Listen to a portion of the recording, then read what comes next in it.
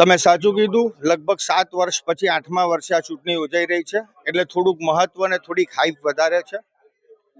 પોલો club એક પારિવારિક સંસ્થા છે અને આ પારિવારિક સંસ્થામાં એક ટીમ માટે વર્ષોના વર્ષો ચૂંટણી યોજાતી હોય છે, પણ લગભગ સદભાવનાથી કામ થતું હોય છે.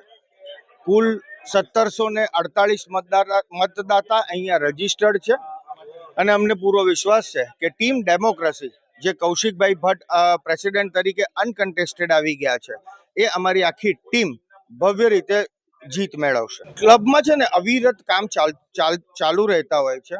જેવી રીતે હાલ અત્યારના કુંજ રેસીકમ પ્લાઝાનો એક ડિસ્પ્યુટેડ લેન્ડનો વિષય છે, નવું ગેસ્ટ હાઉસ બનાવવાનો એક વિષય છે, પોલો ગ્રાઉન્ડમાં જગ્યા થોડીક વધારવા વાળો વિષય છે, નવીન સ્પોર્ટ્સ કોમ્પ્લેક્સ બાંધવા વાળો વિષય છે. આવા અનેક કામો છે જે અમે આ વખતે પણ અમે અમારા વિઝન ડોક્યુમેન્ટમાં એ મૂક્યું છે અને આવનારા દિવસમાં અમે એને પૂર્ણ કરશું.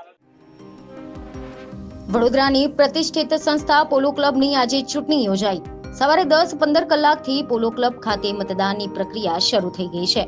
પોલો ક્લબના 1748 જેટલા રનિંગ સભ્ય ઉમેદવારોનું ભાવિ નક્કી કરશે. પ્રમુખ પદના ઉમેદવાર કૌશિક ભટ્ટ બિનહરીફ વિજેતા જાહેર થયા છે. પોલો ક્લબની ચૂંટણીમાં ડેમોક્રેસી વર્સેસ એસીઈ વચ્ચે ટક્કર જામી છે.